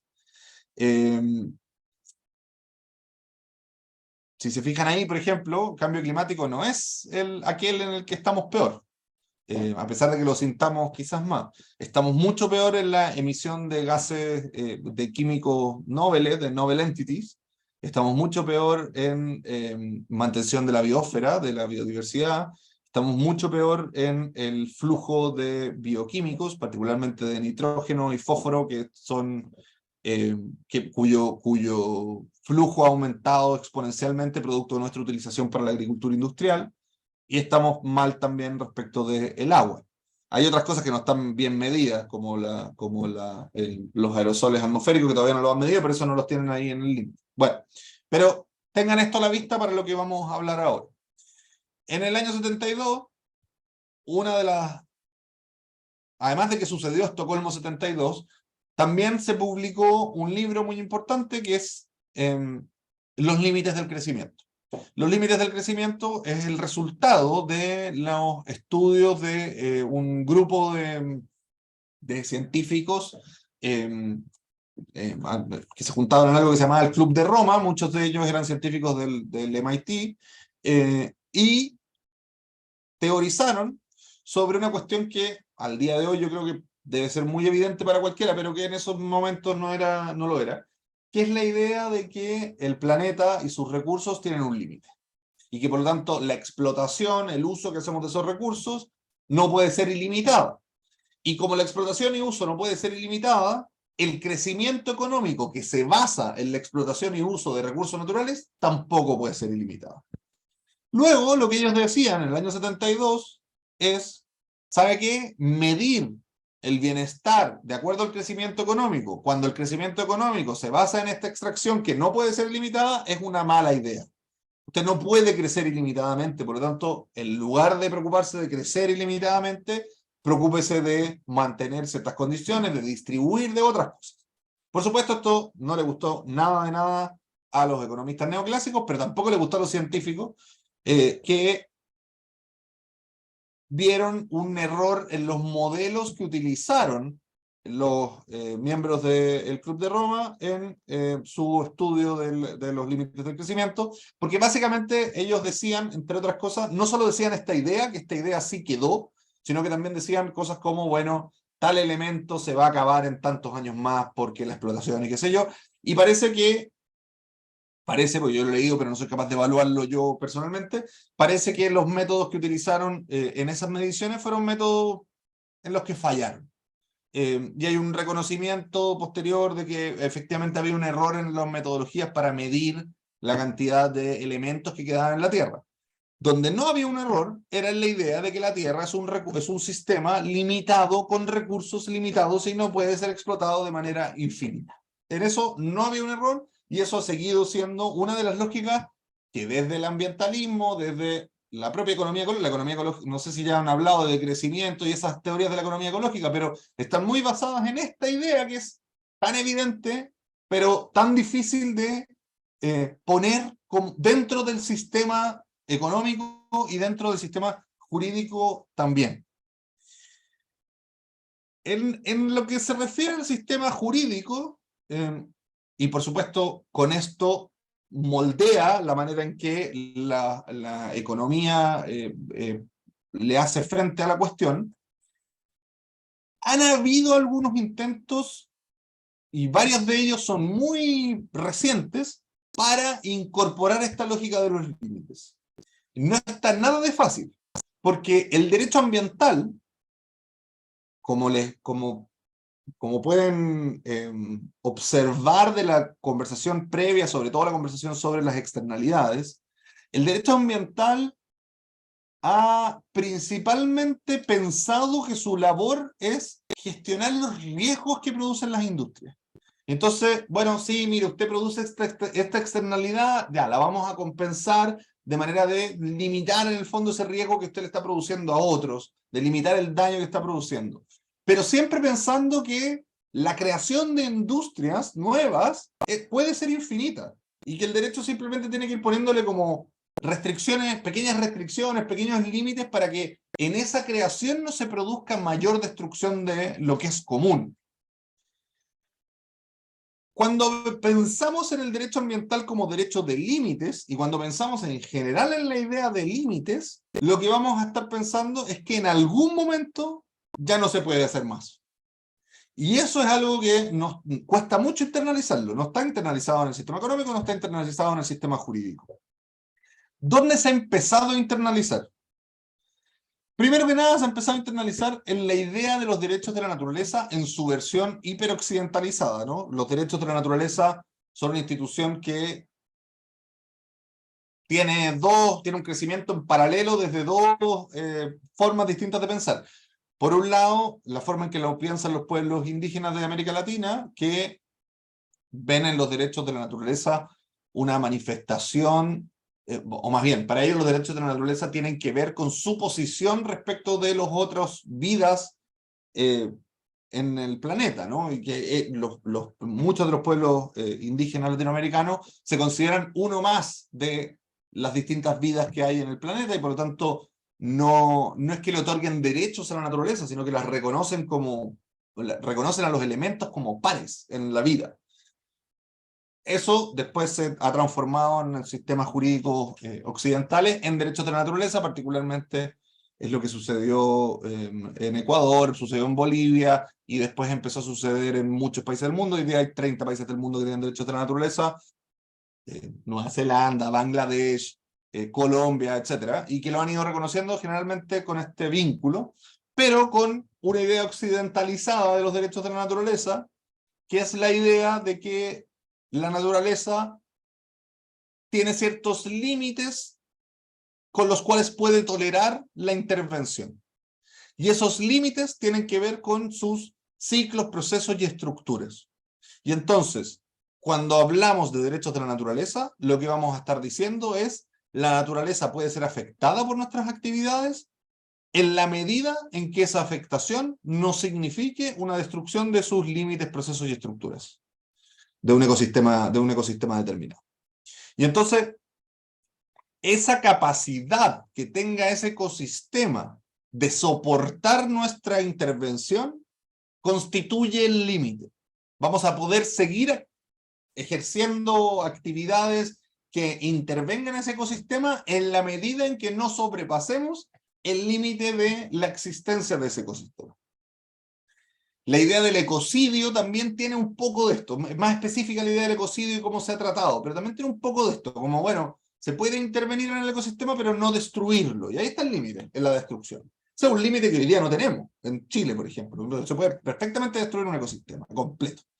Pero en el derecho comparado encontramos esta lógica de los derechos de la naturaleza y eso funciona como límite. Aún más interesante, no desde el punto de vista emocional quizás, pero sí desde el punto de vista de la difusión, es la idea de los presupuestos de carbono. La idea de los presupuestos de carbono también funciona como un derecho, como un límite dentro del derecho. Y lo que hacen los presupuestos de carbono, y por qué yo digo es más interesante, es porque vienen empujados desde el régimen climático global.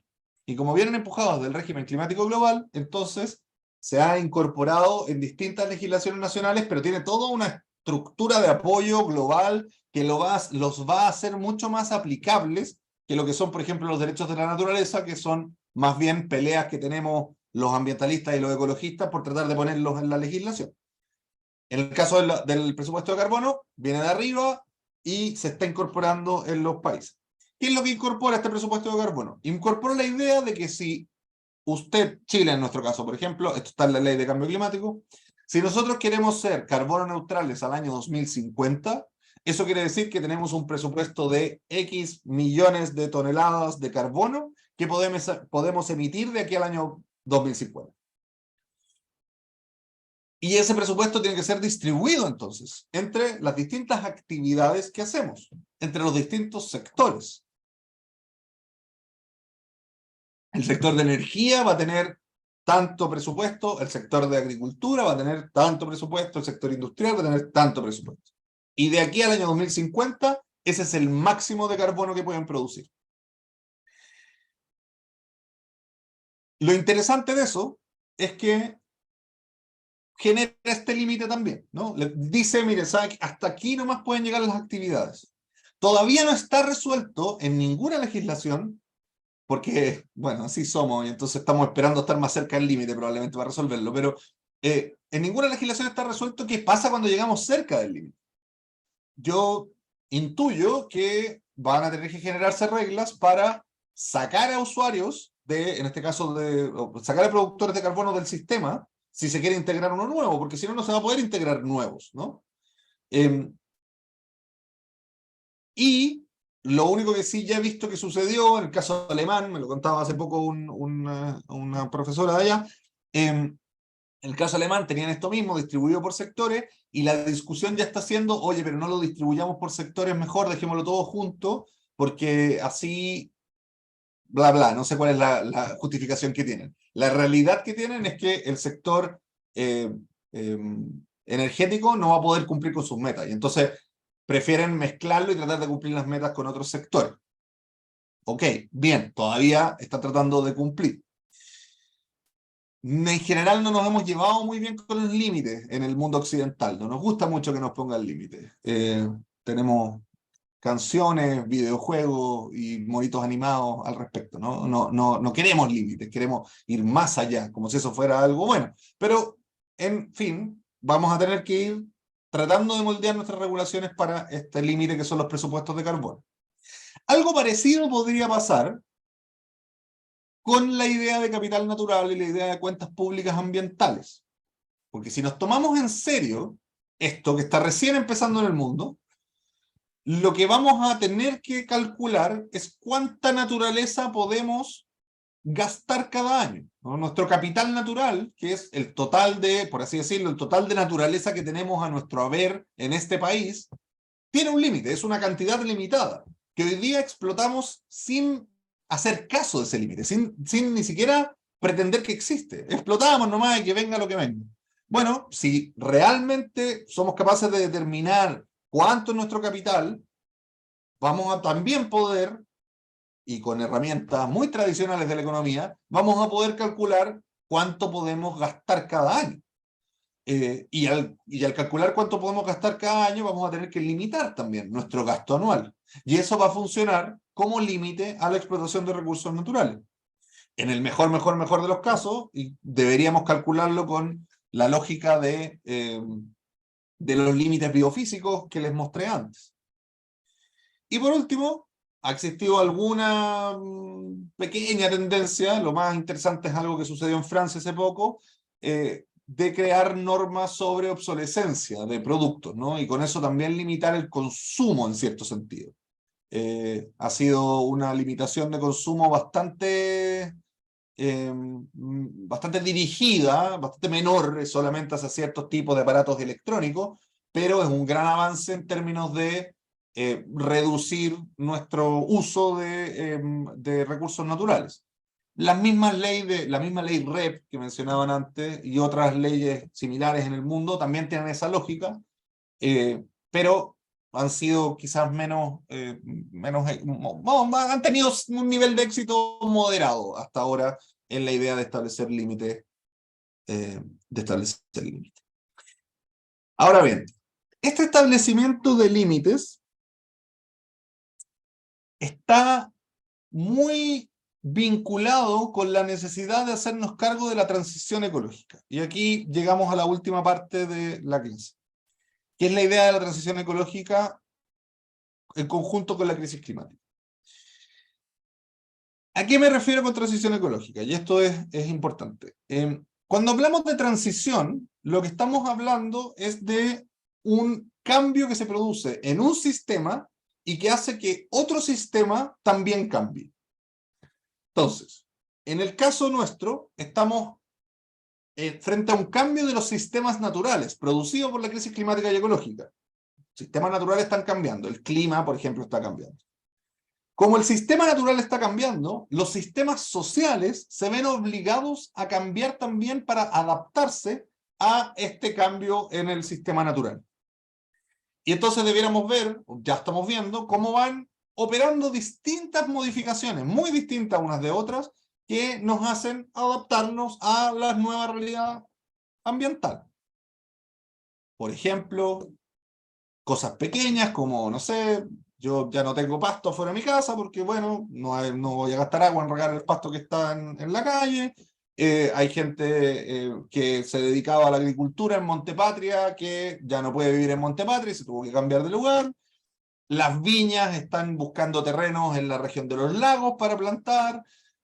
Muchos agricultores que producían un tipo de producto ya no pueden producir ese producto, producen otro, etcétera, etcétera, etcétera, etcétera. Entonces, hay cambios en los sistemas sociales, desde cuestiones personales hasta cuestiones más globales, que tienen que ver con este cambio en el clima.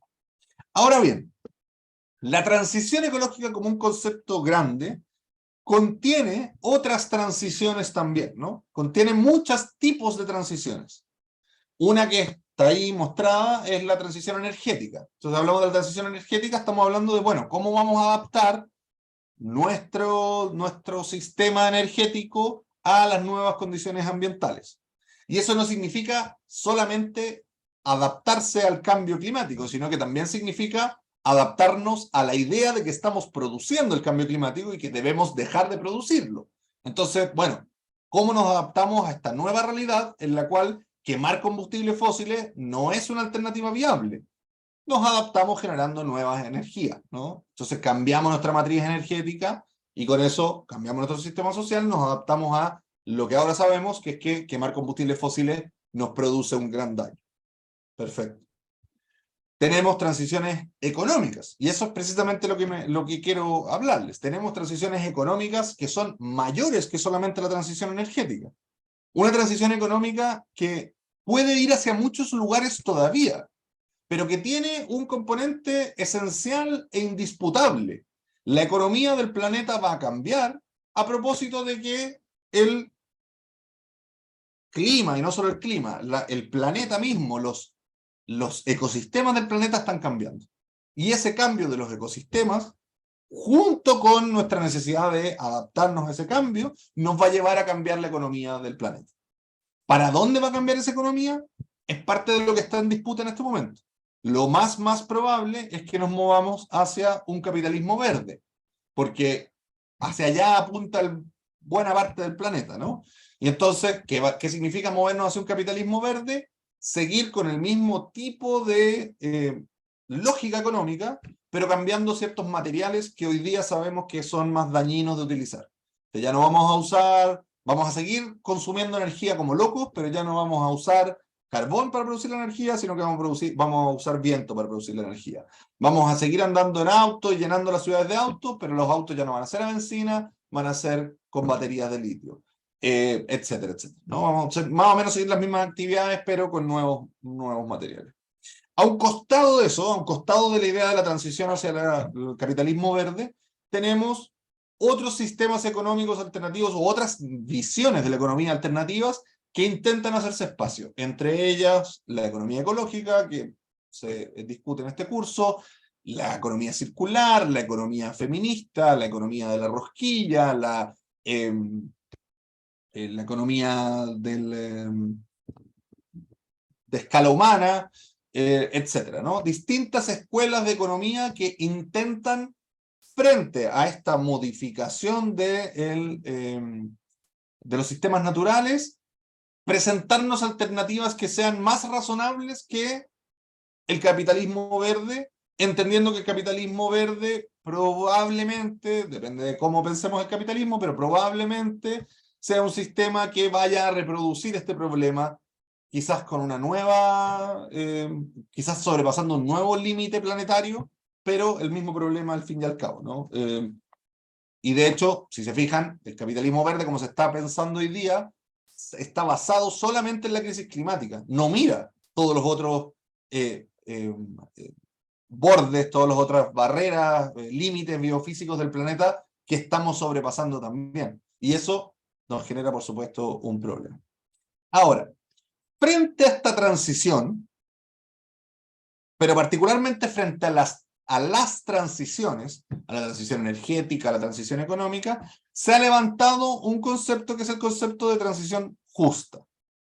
¿Y qué es lo que mira ese concepto de transición justa, transición ecológica justa o transición socioecológica justa o simplemente transición justa? Lo que mira ese concepto de transición justa es la incorporación de variables de justicia en la toma de decisiones sobre nuestro cambio de lo que sea, ¿no? Y particularmente aquí lo que me interesa es que miremos al cambio del sistema económico y cómo una transición económica puede ser una transición económica justa. Esto mirándolo ya sea desde el sistema o desde algo muy pequeño. Por ejemplo, voy a poner un ejemplo donde yo hoy día noto una falencia de pensamiento respecto de esto. Se está a punto de aprobar el SBAP. Y una de las cosas que va a hacer el SBAP es, enhorabuena, prohibir las concesiones de salmonicultura en las áreas protegidas. Nunca debieron estar ahí, pero bueno, ahí están y es muy posible que gracias a la ley del SBAP se eliminen esas concesiones. Hoy día salían los diarios los sindicatos de la salmonicultura reclamando porque no se estaba tomando en cuenta los problemas laborales que les traía a ellos el cierre de estas concesiones. Y efectivamente, si eso no se está tomando en cuenta, bueno, entonces no se está haciendo un buen trabajo en términos de transición socioecológica justa. La idea de la transición ecológica justa es que efectivamente se debieran, en materia económica, es que efectivamente algunas industrias que están operando hoy día y generando ciertos daños ambientales que no son tolerables, van a tener que dejar de funcionar.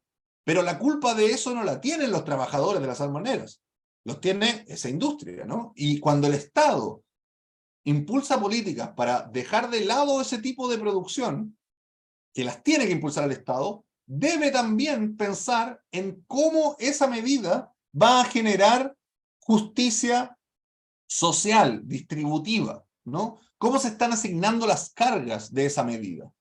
¿Y cómo se están asignando los beneficios de esa medida? Y cómo, desde el Estado, en nuestro caso, se pueden tomar medidas para morigerar las injusticias sociales que se producen a propósito de, por ejemplo, el cierre de una industria como esta, o pasó antes con el cierre de ventanas también. Y reclamaron los sindicatos y finalmente llegaron a un acuerdo con el gobierno y estuvo bien, se hizo un proceso, no lo miraba en detalle, pero al menos se hizo un proceso pensando en la transición justa, que es algo que debería hacerse ahora también. Esa transición justa tiene cuatro, desde la idea de la justicia ambiental, hago una mención primero, una mención histórica. La idea de la transición justa viene principalmente de los sindicatos. Es una idea que viene de los años 90 de los sindicatos estadounidenses y que pensaba sobre todo en cómo quedan los trabajadores después del cierre de ciertas industrias. Esa idea ha evolucionado hoy día y podemos mirarla desde los lentes de la justicia ambiental. Pero no quiere decir, esto que les estoy mostrando aquí es mi comprensión, la comprensión de FIMA que tenemos sobre la transición justa, pero no necesariamente la que se está aplicando, para que lo tengan en consideración. ¿Cuál sería entonces una transición justa en los términos que miramos desde la justicia ambiental? Una que mire estos 4 elementos de la justicia. Que mire a la asignación de cargas y beneficios de la transición, y por lo tanto que mire a la justicia ambiental en términos distributivos, a las cargas y beneficios que se producen a las personas que están vivas en este momento y que les afecta esa decisión, que mire a la justicia intergeneracional, cómo esto afecta a las generaciones futuras o no, lo que sea que estemos decidiendo, que mire cómo se toma la decisión, y en esa forma de tomar la decisión, haga una distribución de poder, o sea, que la decisión no sea una decisión solamente centralizada, sino que incorpore participación ciudadana, incorpore a las personas que pueden ser afectadas por esa decisión, precisamente para evitar también conflictos como el que les estoy comentando. Y por último, y esta es la dimensión más olvidada en la transición justa, que repare los daños ambientales que se han producido. Si voy a cerrar una carbonera, una central termoeléctrica a carbón que funciona en cualquier bahía, bueno, bien que se cierre, que se tomen las medidas correspondientes con los trabajadores, pero también hay que limpiar ese daño que se produjo, ¿no? Porque si no limpiamos ese daño que se produjo, si no reparamos ese medio ambiente, persiste ese daño ambiental para las personas que habiten en ese lugar. Y para terminar, junto con la abejita violinista, les quiero leer esta cita que me gusta harto de Keynes, para los que les gusta el keynesianismo aquí. La dificultad no reside en las nuevas ideas, ¿no? En que las nuevas ideas efectivamente se lleven a cabo, sino que en escapar de las viejas ideas, que para aquellos que han sido educados, como la mayoría de nosotros, y yo le agregaría para aquellos que han conseguido poder a propósito de ellas, se extienden hasta cada rincón de nuestras mentes. Lo difícil no es que existan buenas nuevas ideas, sino que es cómo salir de las viejas ideas que se toman el sentido común y que además con discursos que dicen que el sentido común es lo único que debiéramos escuchar. Bueno, se hace muy difícil entonces las innovaciones, en este caso económicas, necesarias para ayudar a resolver los problemas ambientales. Eso es todo lo que tenía para hablarles hoy. Agradecemos enormemente la muy nutritiva clase de ESTIO. Tenemos algunas preguntas en el chat que podríamos compartir. Por ejemplo, aquí Catalina Valencia nos pregunta si podría dar un ejemplo de cómo se aplicaría la justicia ambiental distributiva e intergeneracional, o sea, como qué políticas específicas podrían ser justas en términos intergeneracionales para esta transición ecológica justa. No sé si prefieres que la junte con otra o démosle con esa. No, démosle con esa. A ver, habría que evaluar la medida en particular, ¿no? Y decir, esta medida en particular puede tener, primero que nada, hay que evaluar, o sea, hay que determinar cuáles pueden ser los efectos que tenga esa medida para las personas que son afectadas por esa medida, y luego además determinar cuáles son los efectos que puede tener para las generaciones futuras. Entonces, por ejemplo, una medida de un cierre de las salmoneras en las áreas protegidas puede tener un efecto para las generaciones futuras positivo en términos de la calidad ambiental que van a recibir ellos, ellas, cuando estén en este país, en este planeta y en ese lugar en particular. Puede tener un efecto negativo para las generaciones futuras en términos de, por ejemplo, la menor acumulación de capital que exista en ese lugar donde ahora no van a estar funcionando esas salmoneras. Y eso habría que evaluarlo para decir, bueno, si es justo o no es justo en términos como de distribución, hacer ese trade-off o no. Luego para las generaciones presentes es más fácil, porque las generaciones presentes tienen que ver principalmente con las fuentes de empleo y las fuentes de ingreso versus la calidad ambiental y la protección de la salud, la vida, etc. Eso no siempre es completamente cuantificable, más allá de que para algunos economistas todo eso podría ser cuantificable. Yo creo que es muy difícil cuantificarlo, es más bien un análisis cualitativo, pero para pensar en una decisión que sea justa, al menos requiere caracterizar esos elementos y decir, bueno, tiene estos costos y estos beneficios, y yo voy a tomar este camino por estas y estas razones. Esto desde la metodología del costo-beneficio, que podría no ser la única metodología, pero desde esa metodología al menos hay que hacerlo así. Gracias por la respuesta. Quisiéramos también abrir la posibilidad de que alguien preguntara por micrófono, ojalá con intervenciones lo más breves posibles y preguntas bien concisas.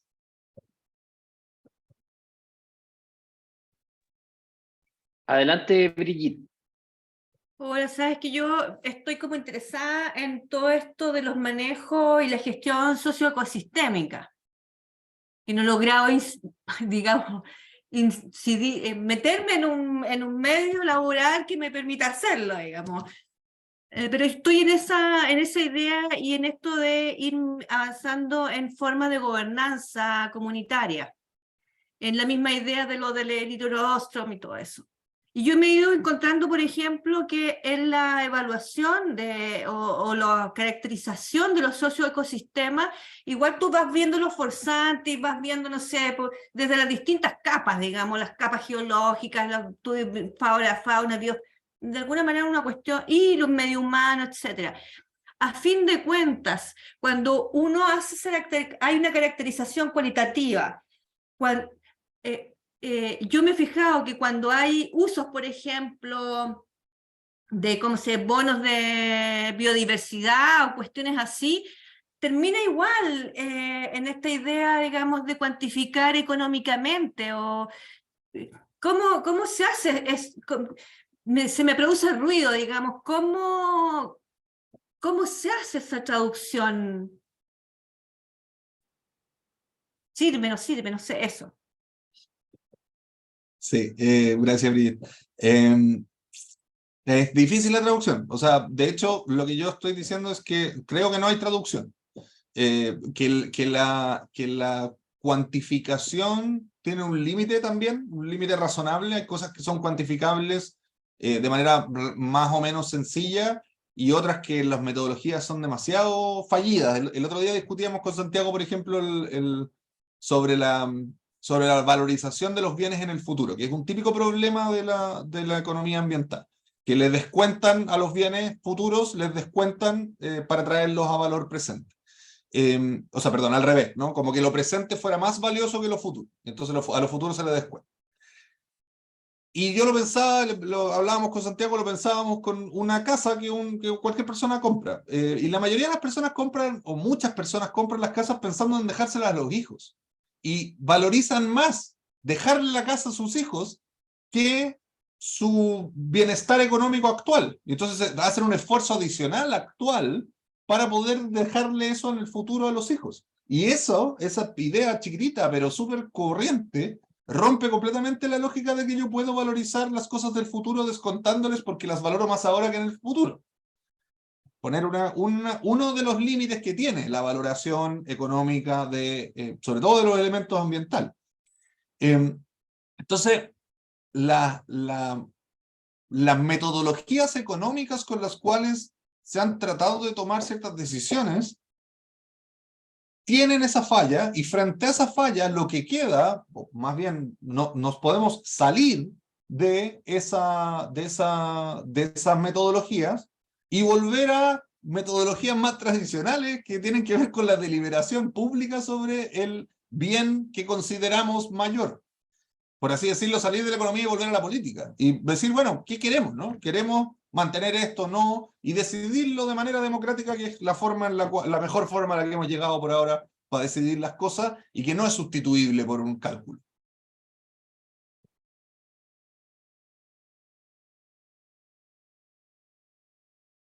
Muchas gracias por la pregunta y por la respuesta. SS, por favor.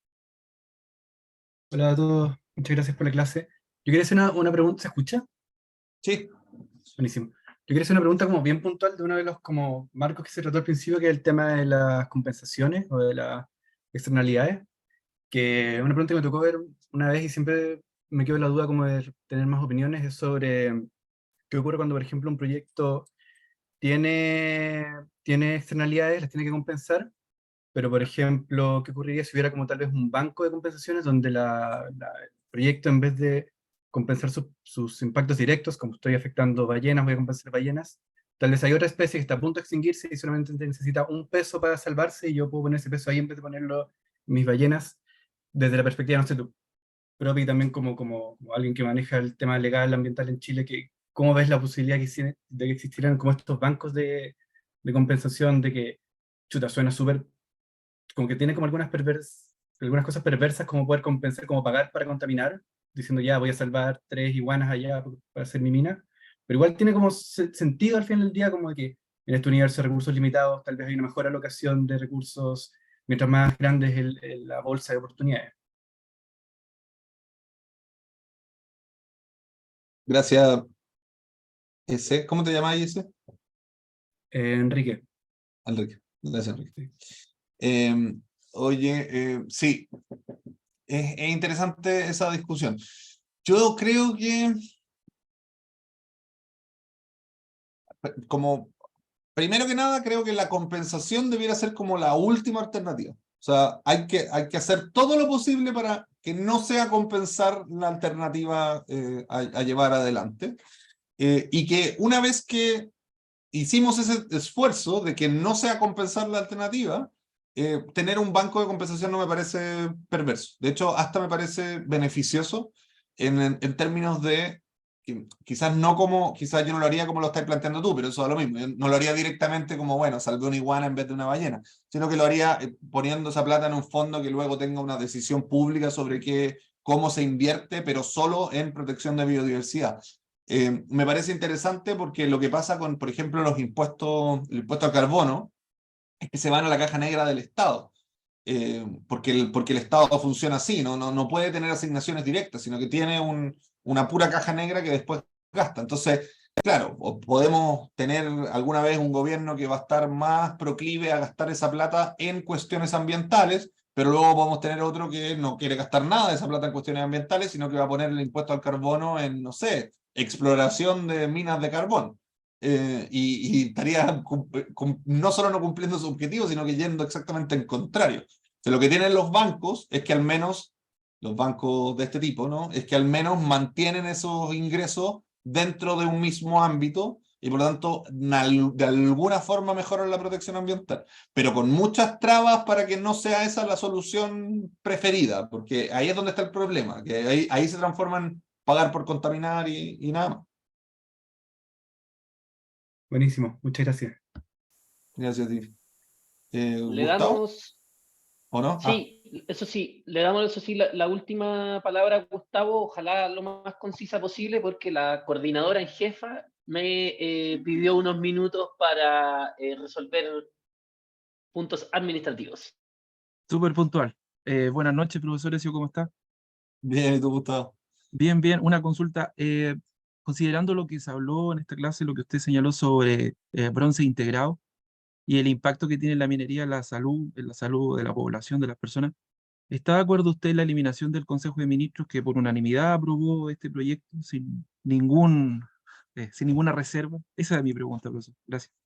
Parece que le pusieron algunas reservas, así como los calefactores y esas cosas. Las compensaciones, pues ahí es donde uno dice, pero ¿cómo? Sí, bueno, Claro.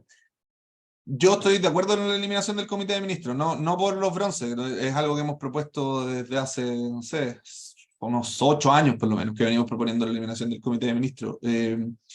No por el tipo de decisiones, más allá que las decisiones sean en general más bien proclives a la industria que a la protección ambiental, es por la redundancia, porque es por la redundancia y porque es un espacio puramente político y con una distancia de las decisiones que está tomando que es demasiado grande.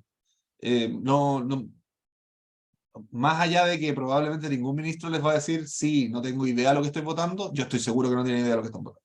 O sea, de vez en cuando sabrán, ¿no? Como ya en los bronces deben haberse leído de qué se trataba, porque bueno, en los bronces.